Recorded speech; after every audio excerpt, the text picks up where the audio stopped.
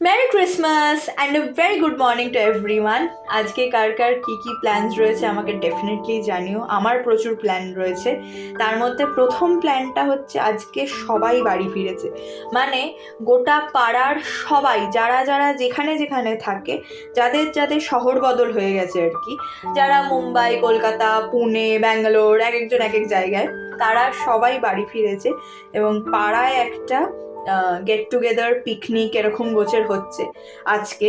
তাই জন্য আমরা সবাই এক জায়গায় একত্রিত হয়েছি। এই যে এটা হচ্ছে নীল, তার পাশে রোশনি দিদি আর রোশনি দিদির মেয়ে। তো এটা হচ্ছে জাস্ট আমরা যখন খেয়ে দিয়ে নামবো সেই সময়কার ভিডিও, মানে জাস্ট নামার পরেই। কারণ আমরা যখন মানে একসাথে বসেছিলাম তখন আর কি যা হয়, একটু মানে একসাথে কথা বল, ফেস টু ফেস আড্ডা মার, ওই ভ্লগ তো সবসময়ই থাকবে। তাই জন্য খুব একটা ভালো করে আর ভ্লগ করতে পারিনি, ওদের আবদারও তো মেটাতে হবে আর কি। তো সেই কারণে খুব ভালো একটা জোরদার ব্লগ আর করা হয়নি। আমি ভেবেছিলাম অনেক কিছুই শেয়ার করব, বাট ইন পার্সন কথা বলাটা এখন এত কমে গেছে, আমরা এত বেশি ভার্চুয়াল ওয়ার্ল্ডে ঢুকে গেছি যে সত্যি মাঝে মাঝে খারাপ লাগে।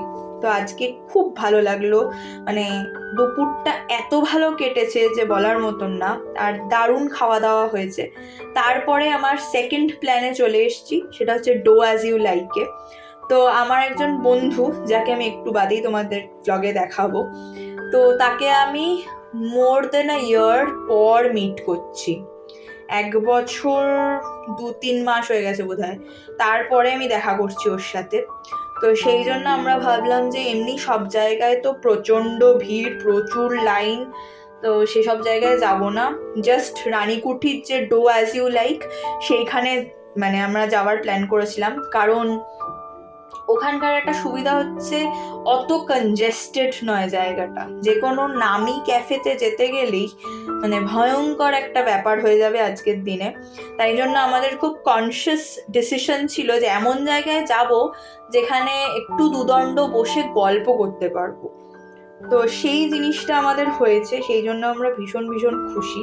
মানে এই জায়গাটায় খুব একটা মারাত্মক ভিড় এখনো পর্যন্ত নেই। তাই জন্য আমরা একটু ভালো করে দেখছিলাম যে কি কি পাওয়া যায়।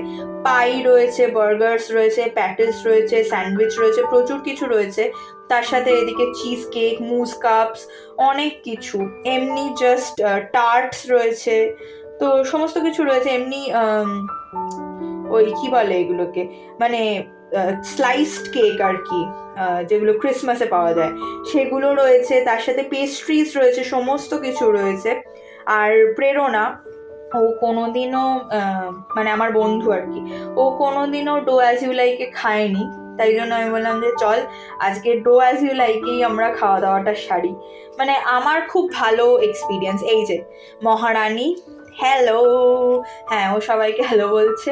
তো হচ্ছে প্রেরণা, এবং ডো অ্যাজ ইউ লাইকের ওপরে মানে একটা সিঁড়ি দিয়ে একটুখানি জায়গা রয়েছে, একটা ছোট্ট কোজি ক্যাফে রয়েছে, যেখানে আমরা বসে ওদের সমস্ত কনফেকশনারি আইটেমসগুলো কি বলবো এনজয় করতে পারি। তো আমরা একটা কফি নিয়েছিলাম, তার সাথে ব্রাউনি আর চিজ কেক নিয়েছিলাম। ও প্রথমে কফি খেতে চাইছিল না, তো আমি একাই নিয়েছিলাম।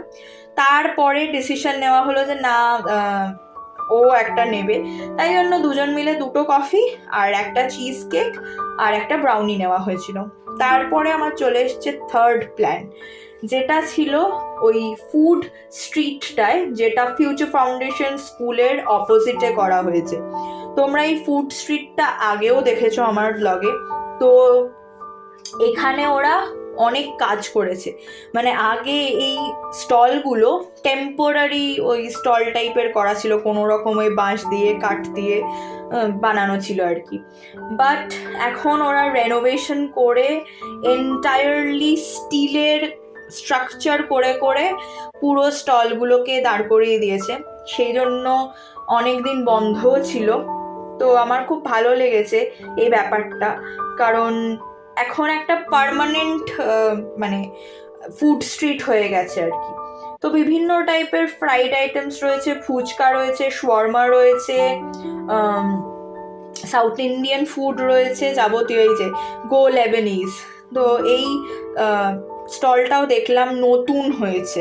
আগে যখন টেম্পোরারি ফুড স্ট্রিটটা হয়েছিল, স্টলসগুলো যখন টেম্পোরারি ছিল তখন এটা ছিল না। এখানে মোমো রয়েছে, আর তারপরে দেখো কি সুন্দর করে সাজিয়েছে। এবং এই স্টার বেলস বা বিভিন্ন টাইপের যে ক্রিসমাসের সাজানো, সেইগুলো শুধুমাত্র ক্রিসমাসের জন্য। বাট এই যে গাছের গায়ে আলো দিয়েছে বা এই সুন্দর করে কালারফুল স্ট্রিমার্সগুলো দিয়েছে, সেইগুলো কিন্তু পার্মানেন্ট। আর বিভিন্ন বসার জায়গাও করেছে, এমনকি স্কুটি বা গাড়ি অল্প বিস্তর, হয়তো 3-4টে গাড়ি পার্ক করার মতনও জায়গা রয়েছে। আর বিভিন্ন টাইপের ফ্রাইড আইটেমস রয়েছে, ফিশ ফ্রাই রয়েছে, চিকেন পপকর্নস রয়েছে, অনেক কিছু রয়েছে। তার সাথে যেটা সব থেকে বেশি ইম্পর্ট্যান্ট, বিশেষ করে শীতকালে, সেটা হচ্ছে চা। মানে বিভিন্ন রকমের চা রয়েছে, এমনকি লঙ্কা চাও রয়েছে।